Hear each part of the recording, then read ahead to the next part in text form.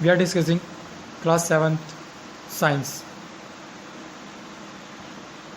Its second chapter name is acid, base and salt.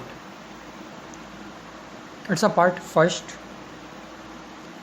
We discuss in this video about acids, base and salts. These are the those substances which we read about it, we use daily in life. Okay, so let us about it. First of all, we discuss about acids.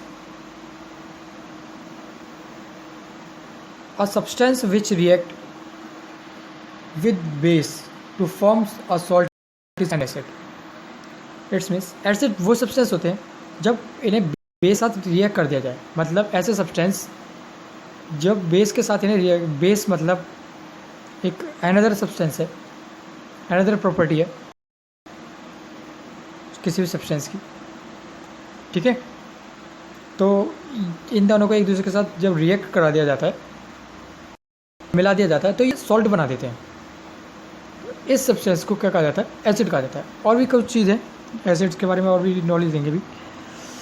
Item such as जैसे orange juice, vinegar, curd, आंवला and turmeric, test सोर। ये जितने भी items हैं, चाहे lemon juice कह दो, ऑरेंज जूस कह दो, विनेगर, कर्ड, आंवला और टर्मरिक। टर्मरिक आप लोग सब जानते हो, जो इमली होती है, इनका टेस्ट खट्टा होता है। जो भी सब्सटेंस जिनमें खट्टापन पाया जाएगा, इट्स मीन्स उनमें प्रेजेंट है। एसिड्स उन्हीं में जिनमें खट्टापन पाया जाता है, इट्स मीन्स सॉर टेस्ट होता है जिनका। The sour taste of these items is due to the presence of a substance called acid. मैंने वो भी आपको बताया कि जो सॉर टेस्ट पाया जाता है वो किसके कारण? सिर्फ एसिड के कारण ही पाया जाता है। जिस भी फूड में, किसी भी सब्सटेंस में अगर आपको खट्टापन मिल रहा है, तो इसका मतलब कि उसमें एसिड प्रेजेंट है। मगर एक चीज़ और है, ये कोई जरूरी नहीं है कि हम हर चीज़ को चख के ही पता कर पाएँ, टेस्ट करके पता कर पाएँ, क्योंकि कुछ एसिड्स इतने हार्मफुल भी होते हैं जो हमें बहुत ज़्यादा दिक्कत बढ़ सकते हैं। कुछ सबसे एसिड्स वीक होते हैं, कुछ इतने ज़्यादा स्ट्रॉन्ग होते हैं कि उनके अगर हल्की सी बूंद भी आपके बॉडी पे पड़ जाती है तो वो पूरी बॉडी को डिस्ट्रॉय कर सकते हैं, मतलब उस ऑर्गन को सकते हैं। तो इसलिए ऐसे एसिड्स के लिए, ऐसा करने के लिए कि इसमें एसिड प्रेजेंट है या बेस प्रेजेंट है या नहीं है, तो उसके लिए हमें एक स्पेशल टाइप के सब्सटेंस की ज़रूरत पड़ती है जिसका नाम इंडिकेटर्स। वो हम आगे डिस्कस करेंगे, ठीक है। तो एसिड्स इंडिकेटर के द्वारा पता लगाए जा सकते हैं, ठीक है।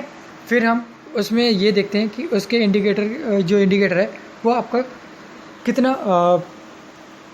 इसकी जो टेस्ट है, मतलब इसकी एसिडिटी जो है कितनी है, वो पता चलती है पीएच स्केल से।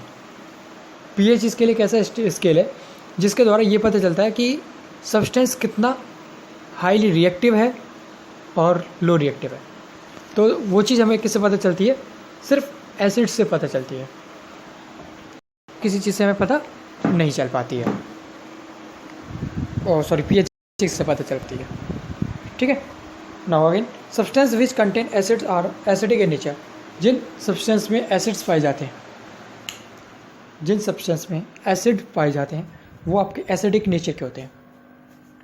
एसिडिक नेचर के वही सब्सटेंस पाए जाएंगे जिनमें आपके एसिड्स पाए जाएंगे, ओके। तो जैसे आपके एसिड्स किस किस में पाए जाते हैं आपको शायद पता हो, एसिड्स आपके फ्रूट्स के अंदर भी पाए जाते हैं। जो मैंगो आप खाते हो ना, मैंगो, ऑरेंज, इनके अंदर एसिड्स पाए जाते हैं। बनाना के इसे इनफैक्ट बनाना जो है उसके अंदर भी कैसे आता है, ओके। तो देख सकते हैं आप कि एसिड्स कितने यूज़फुल है हमारी लाइफ के लिए, कि हर किसी में एसिड्स का, एवरी फूड में जो मतलब खाते हो उनमें एसिड्स प्रेजेंट है, कहीं ना कहीं थोड़ा बहुत एसिड प्रेजेंट है। बस कंडीशन ये है कि वो ज़्यादा अमाउंट में नहीं पाए जाते, उनकी अमाउंट लेस होती है, मतलब लेस रिएक्टिव होती है, वो सब्सटेंस लेस उनकी इंटेंसिटी होती है। ओके, ना आगे डिस्कस करते हैं। Some acids occur naturally in food are called naturally occurring acid. कुछ एसिड्स नेचुरली पाए जाते हैं फूड के अंदर, जैसे मैंने आपको बताया ऑरेंज में, मैंगो में, बनाना में, ठीक है, लेमन में। तो ये नेचुरली अकरिंग फूड है, ये हमारे द्वारा नहीं, ये अपने आप ही बनते हैं। ओके, अब एसिड्स आपके दो टाइप के होते हैं, एक मिनरल एसिड और एक ऑर्गेनिक एसिड। बेसिकली आप ये देख सकते हैं कि मिनरल एसिड और ऑर्गेनिक एसिड होते हैं। मिनरल एसिड, जिनके पहले हम बात कर लेते हैं मिनरल एसिड के बारे में। मिनरल एसिड क्या होते हैं? Those acid which are obtained from minerals, example hydrochloric acid and sulphuric acid. ऐसे एसिड्स मिनरल्स के द्वारा, मिनरल के द्वारा ऑब्टेन्ड मिलते हैं आपको, मतलब अर्थ मिनरल्स के द्वारा।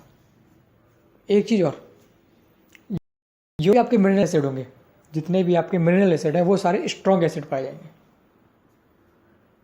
उनमें कंसंट्रेशन पाई जाएगी, ठीक है, कंसंट्रेटेड पाए। मिनरल एसिड आपके हमेशा कंसंट्रेटेड पाए जाते हैं, स्ट्रॉन्ग एसिड होते हैं। स्ट्रॉन्ग का मतलब इतने स्ट्रॉन्ग होते हैं, मैंने अभी जैसे आपको एक एग्जांपल दिया था कि ज़्यादा तक स्ट्रॉन्ग होते हैं, ठीक है, ये आपकी बॉडी को किसी पार्ट पे गिर जाए तो उसको इजीली बर्न कर सकते हैं, ठीक है, तक भी कर सकते हैं। तो ये मिनरल एसिड इतने आपके स्ट्रॉन्ग होते हैं, इनकी कंसंट्रेशन इतनी स्ट्रॉन्ग होती है। जैसे हाइड्रोक्लोरिक एसिड है, हाइड्रोक्लोरिक एसिड आपको एक चीज़, हाइड्रोक्लोरिक एसिड जो है वो आपके स्टोमक के अंदर भी पाया जाता है, ठीक है। सल्फ्रिक एसिड, ये भी आपका मिनरल एसिड है। दूसरी चीज़, मिनरल एसिड्स को लेबोरेटरी एसिड्स भी कहा जाता है, जो लेबोरेटरी में प्रिपेयर किए जाते हैं। नेक्स्ट वन आप बात करते हैं ऑर्गेनिक एसिड्स के बारे में। Those acid which are obtained from naturally, ऐसे एसिड जो नेचर के द्वारा हमें मिलते हैं, ठीक है, नेचुरली अकर होते हैं, जैसे मैंने आपको बताए थे जो फूड में पाए जाते हैं, ठीक है। साइट्रिक एसिड और भी अदर एसिड हैं आपके, मैलिक एसिड, ये आपके फूड्स के अंदर पाए जाते हैं। इसलिए ये इतनी, इनकी कंसंट्रेशन इतनी नहीं होती कि ये किसी भी सब्सटेंस पर्सन को ज़्यादा नुकसान पहुँचाए, कंसंट्रेशन इनकी लो होती है, ठीक है। नाउ आगे बात करते हैं। Some acids found in substance are, कुछ एसिड जो है सब्सटेंस में पाए जाते हैं, जैसे एसिडिक एसिड आपका विनेगर और टमाटो में पाया जाता है। टार्ट्रिक एसिड जो है आपका ग्रेप्स में और टर्माइड में पाया जाता है। साइट्रिक एसिड जो है आपका लेमन और साइट्रस फूड में पाया जाता है। एस्कॉर्बिक एसिड जो है वो आपका आमले के अंदर पाया जाता है, ठीक है। दूसरी चीज़, सारे एसिड्स में एक चीज़ कॉमन पाई जाती है, एच पॉजिटिव आयन कॉमन पाया जाता है इनमें। एच पॉजिटिव आयन, ये आप बड़ी क्लास में पढ़ेंगे, एच पॉजिटिव क्या होता है, मतलब हाइड्रोजन की कंसंट्रेशन पाई जाती है इनके अंदर, वो ज़्यादा पाई जाती है। जितने भी एसिड्स होंगे उनमें एच आयन ज़्यादा पाई जाएगी, मतलब कंसंट्रेशन पाई जाएगी, एच आयन की कंसंट्रेशन पाई जाएगी, okay.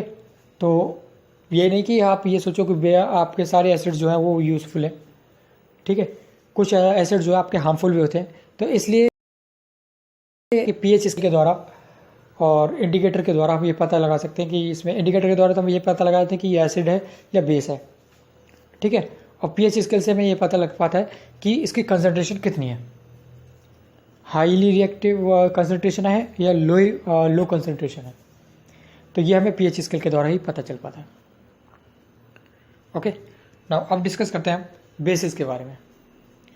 Substance which are bitter in taste and soapy to touch are called base. Bases क्या होते हैं? ऐसे सब्सटेंस जो बिटर, कड़वे होते हैं,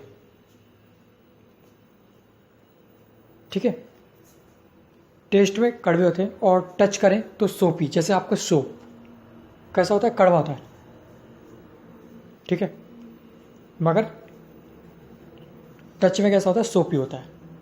सोपी मतलब मुलायम होता है ना। तो ये चीज़ क्या होती है, बेसिस होती है। Bases can neutralise an acid to form a salt and water. वो एसिड्स को न्यूट्रलाइज भी करते हैं। फॉर एग्जांपल जैसे आपने देखा होगा कि आपके कभी भी एसिड बन जाती है। एसिडिटी बनने का कारण क्या होता है कि जब हम ज़्यादा ओवर फूड खा लेते हैं, ठीक है, तो उससे क्या होता है कि हमारे स्टमक में एक हाइड्रोक्लोरिक एसिड पाया जाता है। जैसे आपको भी बताया था मैंने, हाइड्रोक्लोरिक एसिड की मात्रा ज़्यादा बढ़ जाती है, ठीक है, जिसकी वजह से हमारे स्टमक में एसिडिटी हो जाती है, मतलब एसिड ज़्यादा बन जाता है।